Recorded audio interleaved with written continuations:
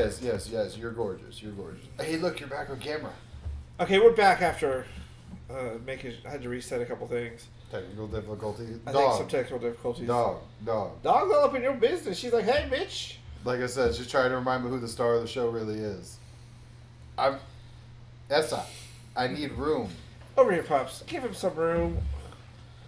She's like, I'm going to fit right here. Look, right here. Bam! So, welcome back to the show, y'all. We don't always see regularly when it comes to movies. Eye to eye regularly? Eye to eye regularly yeah, because... you forgot eye to eye in there, yeah. Because I used my third eye. We're not really arguing about... Well, this will be kind of a combination thing. Because I'm going to bring you your format of the show as we go along. Eye to eye is only going to go so far because that just comes up for regular conversations. But we did watch the Matrix 4 trailer, y'all. And the funniest thing Phil told me was, well, at least he used a good version of that song.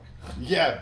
I was so glad. Because, y'all, if there's one thing I'm sick of in trailers, it's them taking songs from the 60s and then having a girl sing alone quietly and softly with like a guitar or a piano in the background playing the melody. I was like, y'all, it doesn't work anymore. It was cool the first time. The 74th time, it's like the Fast and Furious movies. Oh, they God, find don't a even new thing start on this shit and with overdo me. it within the movie. But anyway, I'm so sick of that. So at least they used the right version of the song for the trailer. But otherwise, I felt like they tried to Men in Black like flash us and be like, all right, this is the Matrix Part 1. That's what it felt like. And I am sick of reboots and retcons and shit. Like, I'm so over that shit. Yeah. They're being real careful with their wording because they don't know if this is an actual reboot or a retcon. I mean, 2 and 3 weren't the best, but 1 was fucking amazing. And the thing is he has a lot of emotional attachments to things in life with these movies, which is why I think he looks at it. I'm not bad about it, but, you know, like, we do have memories and stories from these movies. Yeah, but, y'all, okay, if they Force Awakens this shit, I'm going to lose my mind and have a meltdown of epic proportions. Like, when we first started dating, I went to a marathon with him where we watched all the Star Wars movies in a row. So much fun. Leading up to Force Awakens, which for me was like them taking a big nasty shit in the room and then leaving. Like, I thought it was awful. If they Force Awakens us with this, I'm done. And I'm going to have a meltdown in the theater. He's probably going to film it. They may ask me to leave impolitely and drag me out. There will be cameras. I'm so over that shit. And this trailer feels like y'all did not watch the first 3 Matrices. You did not see the original trilogy. That's how this feels. I will agree with you a little bit with that one. But when it comes to the greater bit of reboots and remakes, there's no reason to keep doing this shit except the fact that they're out of ideas, which we understand. There's only so many stories you can tell, but they don't want to take chances on the creators. Infinite stories you can tell. There is, but in Hollywood, like, it's straight up. I was at South by watching the Marvel panel, and I was sitting next to a lady who produces animated features, and she can't sell anything she's bought the rights to because they're not IPs.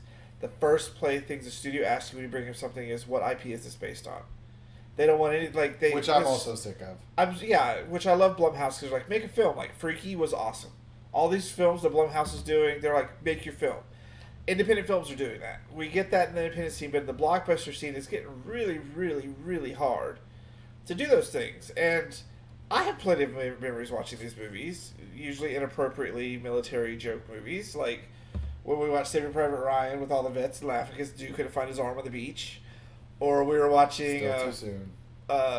We Were Soldiers, and Mel Gibson's passive speech. He's like, we got whites and we got blacks and shop owners and Asians, and right at the end I blurred out in freakishly large dwarves, and the whole rest of the movie was ruined for our group, and it really pissed off people around us.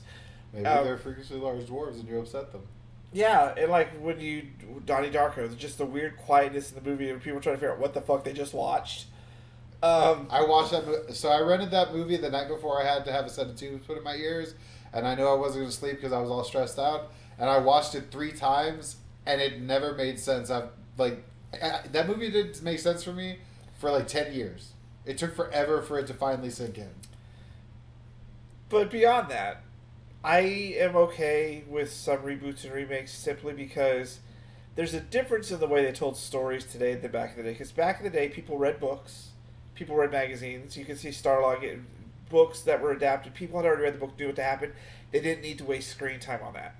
But today, you really kind of got to hand walk people through things, and that's not necessarily a bad thing because it means you have to establish your story and your history and why things are happening. For instance, we're just going to talk about some reboots and remakes and our thoughts on them. Carrie. I love the Carrie reboot. I mean, it was fine, but no, the original's a classic. Like the original, like. Why do you consider? See, the difference is in the reboot they had to explain more of the family and what was going on, whereas in the original one everyone had already read the book, so you didn't have to waste time. So people today, read the book.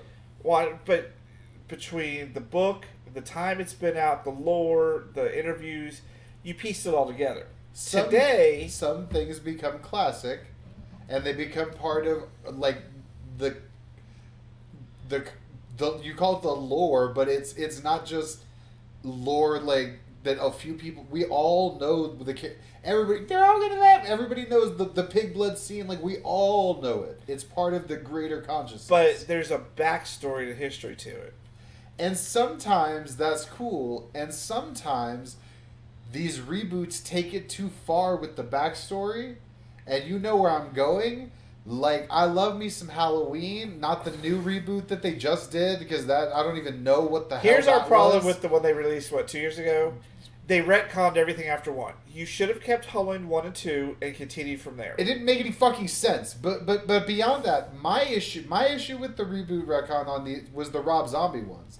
They went too deep into it. I love the fact they went way too deep too into extreme. It was like, y'all, some shit you can leave to people's imaginations, because there was a time when your imagination is what made the movie even better. But because of technological breakthrough, you don't have to do that anymore. You don't have to leave it like think of the original Last House on the Left. The shit they did scared the shit out of you, and it was old organ meat. It was a piece of a belt that when she bit his dick off in the movie, it was a piece of a belt she spit out of her mouth. Like that scared the shit out of you though. We have nothing left anymore. You don't have to use your imagination for shit. You can have. But it's sometimes CGI fun to just watch that. See, that's my point of view. To I'm me, it's okay not. with the implied horror. I really am. But if you can do the artistry of pulling off, especially practical effect gore, that's practical, amazing. you'll get me. You can get me with practical effects, but I'm sick of the CG shit. I'm sick of it. I'm just. So here's another one we're going to vastly disagree on. I loved the Nightmare on Elm Street reboot. No. I loved it because No. they turned Freddy into an actual monster. He wasn't a joke. And there was more of that didn't he aspect they played with for a while. No. He made an amazing looking Freddy Krueger. No. That whole movie was just that. The Freddy series is classic. Freddy himself is classic. Freddy, no. But see here, no, how like, much of no. this is based on your watching him as a kid with your friends? Because I didn't watch those with my friends. What was the one we talked about where you had to sleep in the room with? You guys had to pull the mattress out when you were. That kids? was The Ring. The Ring. But no, you're talking about Scream. Scream scared the shit out of me. How did Scream scare the shit out of anybody? Scream. Okay, first of all, none of us had seen a movie where it's like, oh, there's actually 2 killers, but you're missing like, yet practical effects you'll get me with Freddy. The originals, that you needed that campiness he brought to it. He brought I don't think he funniness did. to it. But not every horror. You love to say some movies shouldn't take themselves so seriously. That movie, that version of Nightmare on Elm Street took itself very seriously. Because the other one didn't take itself serious enough, and I think the idea of a dream monster that can kill you in dreams is scary as shit without you making wisecrack, stupid, lame ass, laffy taffy level jokes. But see, you can try to be true to the original and still fuck it up when you reboot it, like with Friday the 13th. Those ones I have an emotional attachment to. I love even Jason Goes to Hell, which is just a piece of shit. I love the first 10 of them were great, but I'm sorry when they rebooted it. As much as I wanted to be like, yeah, they brought it back, it lost all the magic. So much of it just lost that feel. It didn't need it. It didn't need them going, and they were trying, at least with this one, like the brother sisters duo trying to go like basically Supernatural with Freddy, with Jason, the brother sister go looking for the lost family member, but it just didn't do it for me. Like sometimes there are classics that need to be left alone. I know Rob Zombie and other directors say there is no such thing as a sacred. Everything is open to be redone. Everything's open for new touches. I like my classics. Think everything needs to be open to be redone. I just think, like, I do have a major problem with the Disney live action remakes. Like, I like some of them. Like, I love Cinderella. No. I liked Beauty and the Beast for what it was. I enjoy Cruella. I enjoy Maleficent. Yeah. Because they were different enough. Maleficent, y'all, I have this thing with Angelina Jolie. It was hard for me to enjoy Maleficent because she was in it, but she was fine. But Sleeping Beauty is my thing. So I would... But Cruella, oh my God, Emma Stone was amazing. You know when things go horribly awry when you do a practical shot-for-shot remake of Lion King and just make it live action. And you strip everything away that made the animation work. And you call it live action, but all the animals are computer generated. I understand that aspect. I paid to see it because I wanted the glass from Draft House. And I really wanted to just leave. But we were like, he didn't go with me. I went with No. I forget who I went with. There are some things that are sacred, and I'm sorry, I was not going to tread on that unholy So the ground. rule now is that movie is never allowed in this house. No. If you're going to put it on my TV, you're never allowed in my house again. No, we can't do that. We do not bring that up here. It's not even cute as a Rickroll type thing. Nope. Like if you tried to Rickroll us with it, that we could question friendships about that. You would be done. That would be you telling us you hate us. And then another one that I like that you probably hate is I do enjoy the RoboCop reboot. I like the way that they approached it, and I'm not even looking at you. That's another one that I loved. I fucking loved RoboCop as a kid. So I was excited but tepid to see the remake, and it kept most of the spirit, but not in the snarkiness, the anti-corporate agenda, which was kind of in there. I know the perfect one for me to bring up to say. Let's see. That is going to be great. I just can't wait for your reaction. Dredd. I love the original Judge Dredd. Sylvester Stallone, Rob Schneider, great, epic. Loved it.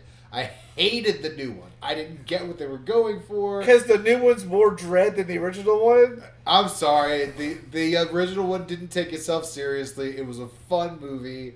I had a blast. Demolition Man is a fun movie. Demolition Man Judge is a fun Dredd movie. is a travesty on the face of the planet. No.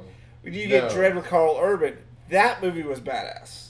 And then you brought Just like the reboot of Star Trek movies are pretty badass.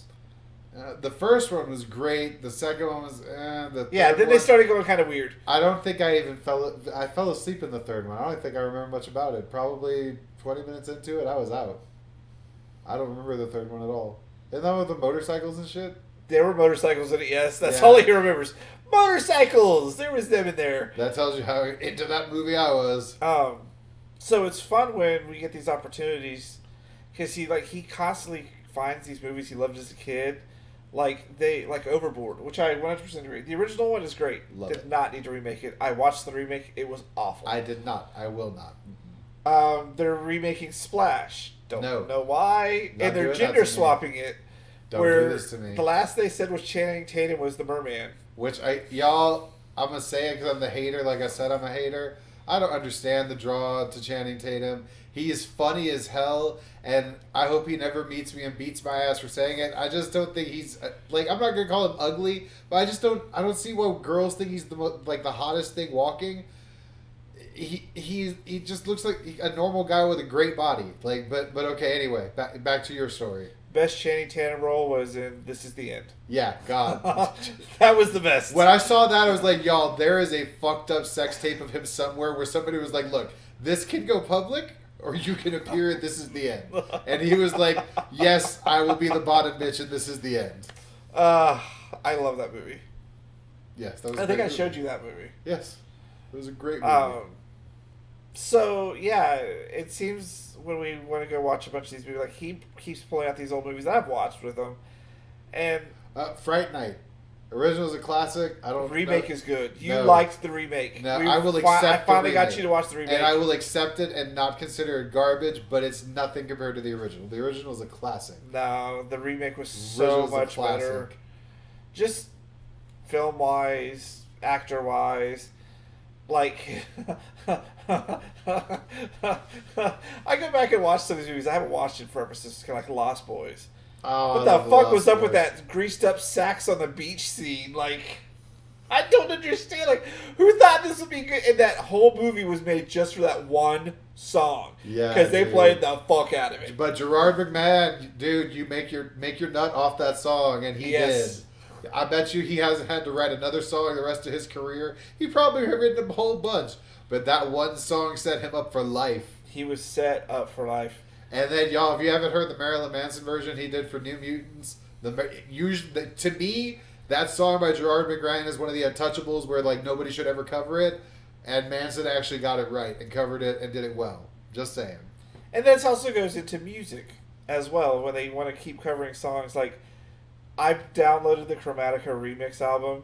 Y'all, No, it was painful. that is the worst. Like, I love remix albums. I love dance mixes. And she has a history of Gaga has a history of some good remix albums, picking really good alternate mixes of shit she does. Stuart Price always does her justice when he remixes her shit. I don't know what this was supposed to be.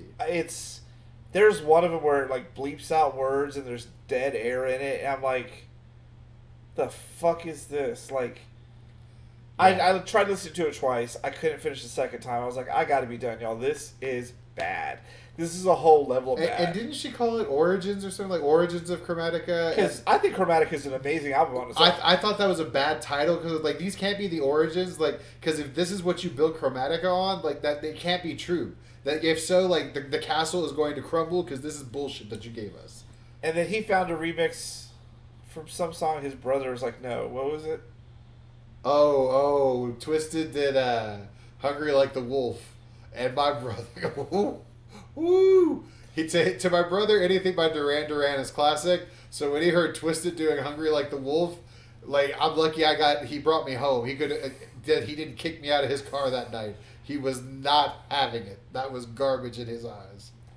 Yeah, but that's also because he has that emotional attachment to it. Yeah, we do. I think the emotional attachment stops people from really enjoying some of these remixes and reboots. And sometimes they're just garbage, like the new Star Wars movies. We're going to get into that. Someday. And I could go all day, y'all. We're going to get into Star Wars. There was a point in our relationship where I wasn't allowed to, he had a zero tolerance policy for me mentioning Here's these why. movies. Because they were every garbage. 15 fucking minutes when we were together, Star Wars is trash. It was trash. It's trash. It's still trash. You know what the truth is, though? Or you know what? He finally woke up and recognized they're trash.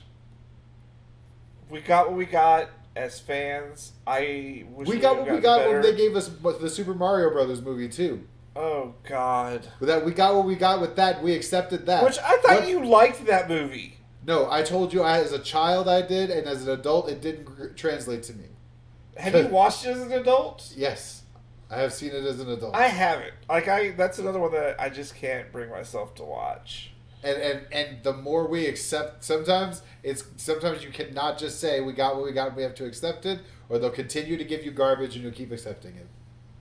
And I tell you that all the time. I tell you that all the time with y'all, these franchises y'all like. You're like, oh my god, this one was awful. Why are they doing this? Because y'all keep listening and buying. Yeah.